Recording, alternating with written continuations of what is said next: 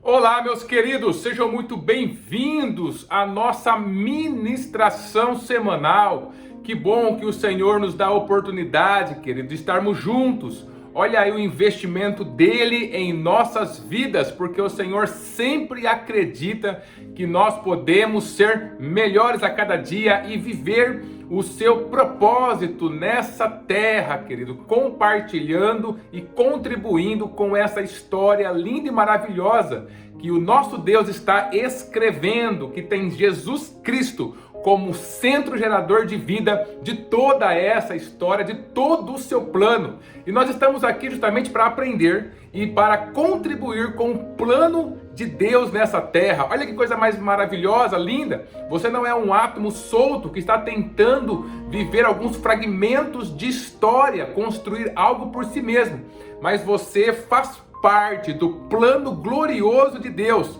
E em descobrindo isso, junto com o Espírito Santo, você tem a oportunidade de contribuir com o que Deus está fazendo desde que Ele resolveu construir toda a vida, tanto espiritual quanto física. Você tem o seu lugar nesse plano e essa mensagem vem de encontro ao seu coração para que você possa viver esse plano de Deus na sua vida e dentro da história onde Jesus Cristo é o centro gerador de vida. Por isso, nós estamos dentro da nossa série Aprendendo com Jonas. Eu espero que esse livro seja agora um livro conhecido e importante em sua vida. A gente não pode mais julgar desconhecimento, porque a gente está o mês inteiro falando sobre ele.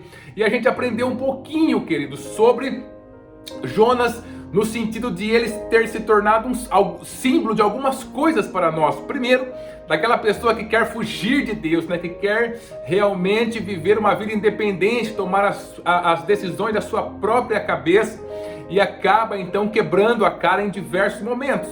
Falamos um pouquinho também na semana passada sobre esse coração vingativo, queridos. Já pensou a gente aprendendo sobre perdão no livro de Jonas?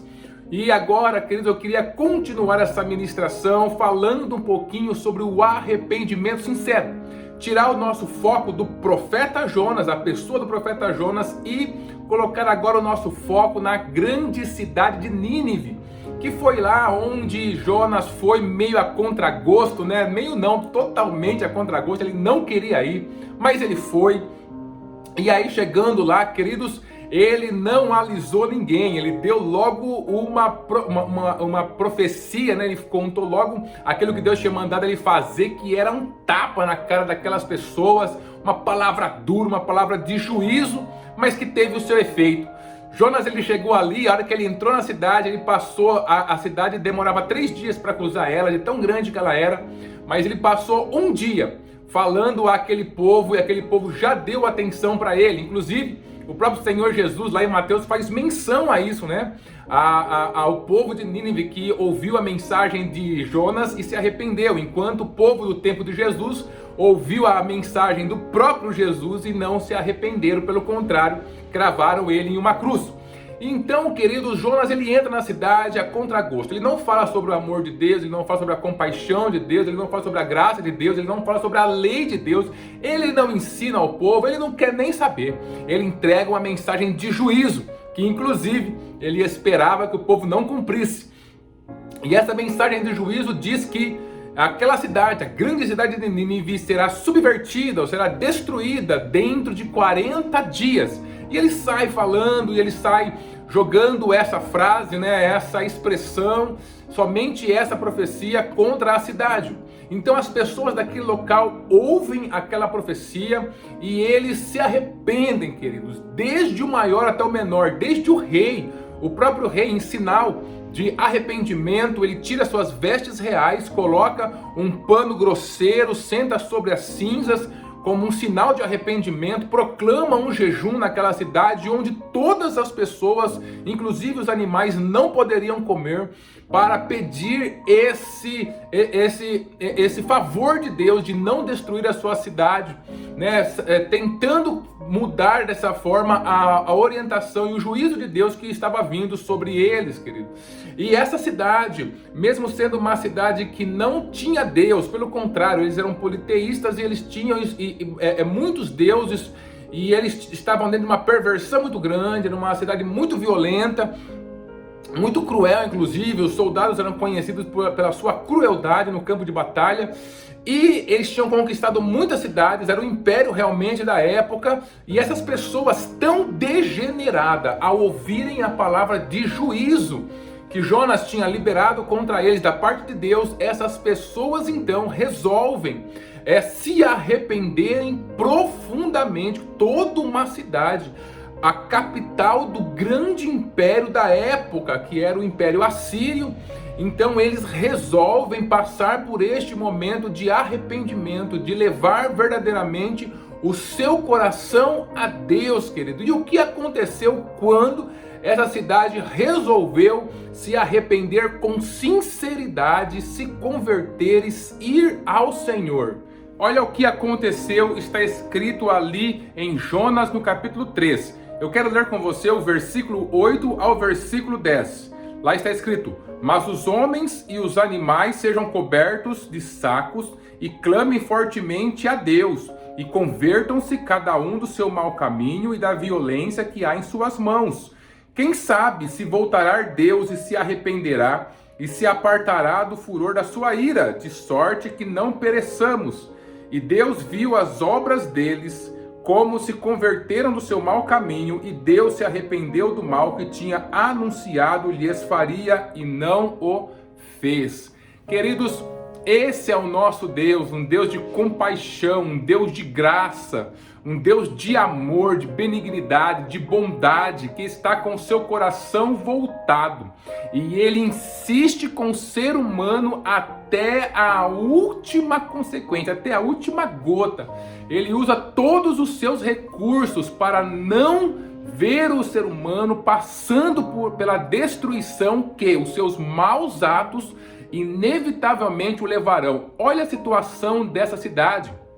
Eles não tinham a lei de Deus, eles não conheciam os milagres do Senhor, eles não tinham uma história com Deus, não tinha ninguém para ensinar eles sobre Deus, queridos.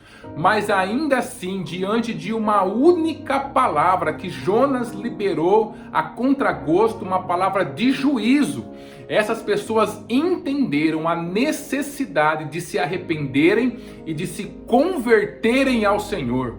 Muitas pessoas, inclusive o próprio Jonas, ele não queria que isso acontecesse, porque ele queria ver a destruição daquele povo que era tão cruel, queridos. Jonas achava que eles mereciam a destruição. Se você ler na continuação, inclusive, sobre a queda do Império Assírio, que acontece mais para frente, você percebe que os povos que lutaram para que essa derrocada acontecesse, eles queriam a destruição porque consideravam aquele povo cruel demais, muito mal. Então sempre na vista do ser humano vai ficar impregnado sempre o lado mal daquilo que foi feito, daquela situação. Mas olha como o coração de Deus funciona. O coração de Deus, querido, está sempre à procura de corações que se arrependem sinceramente, não importando aquilo que fizeram. Mais do que essa cidade tinha feito, eles eram extremamente cruéis, extremamente maus, desonestos. Tudo de mal a gente pode, tudo degenerado a gente pode colocar sobre a vida deles. Mas ainda assim, queridos, quando eles ouviram a palavra de Jonas sobre o juízo que viria sobre eles, eles se arrependeram, se converteram verdadeiramente, de coração. Lembrando que Deus, ele sempre olha para o coração e não simplesmente para a aparência, como aconteceu ali na palavra que nós vemos Deus liberando sobre a vida de Samuel quando ele foi escolher um dos filhos de Jessé. Por isso, o Senhor, ele olha para este coração arrependido. É o que Deus está procurando, queridos, sobre as nossas vidas. Nós é que temos a capacidade de olhar para as pessoas que fizeram menos mal, aquele que fez mais mal, e a gente consegue medir tudo isso. Mas o Senhor, independente de quem fez mais mal ou menos mal, todos que não se arrependem já estão separados de Deus. E o que nos converte ao Senhor, o que nos leva a estar junto com Ele, é esse coração arrependido sinceramente, Um filho de Deus, ele tem sempre este coração pronto a se arrepender com sinceridade em todos os momentos que necessita. Tanto que, para que a gente pudesse entregar a nossa vida para Cristo Jesus, o nosso Senhor, uma das coisas que nós temos que fazer é nos arrepender com sinceridade. Do quê?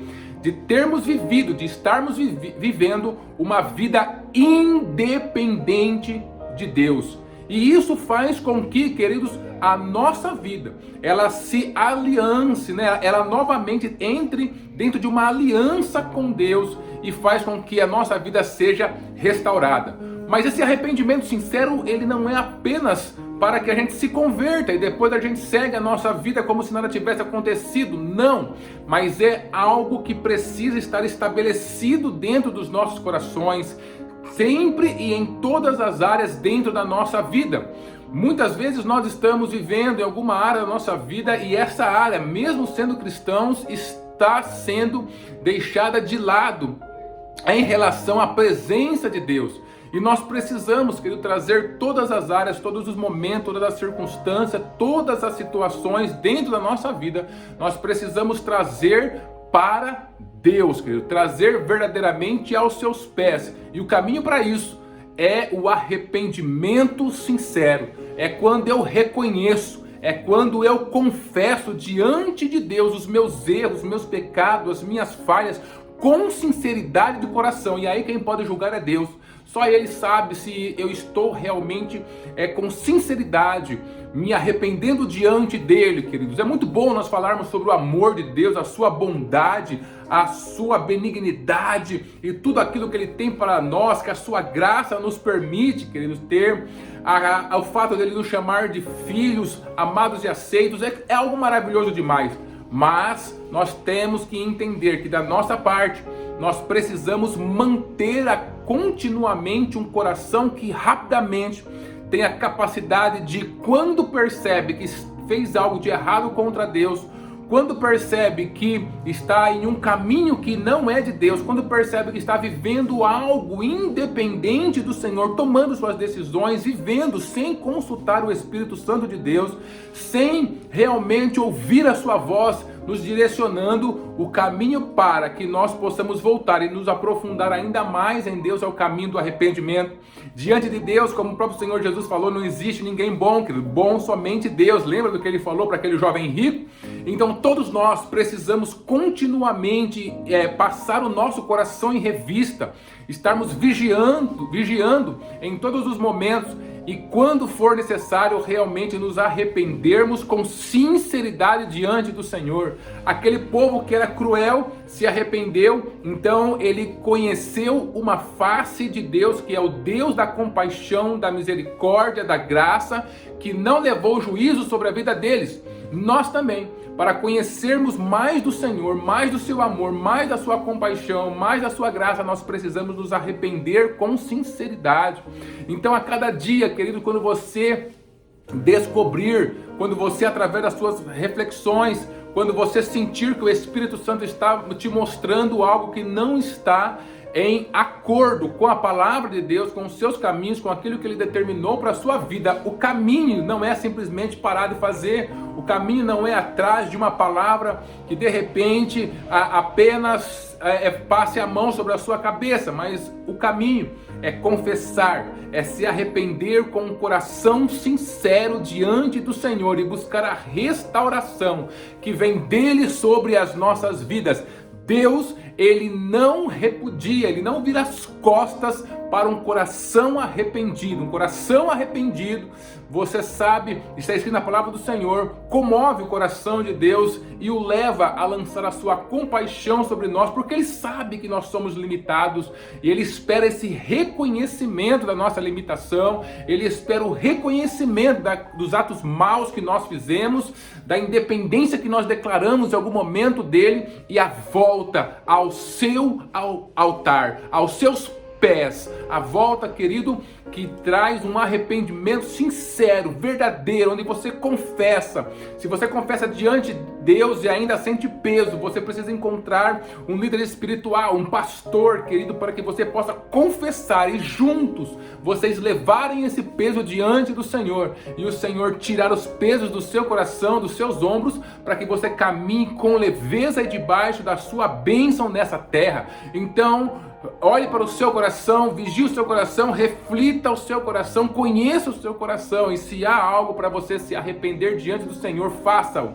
Faça com sinceridade, porque o Senhor espera esse coração que se arrepende com sinceridade para ser abençoado e restaurado por Ele. Deus abençoe a sua vida e abençoe a sua família.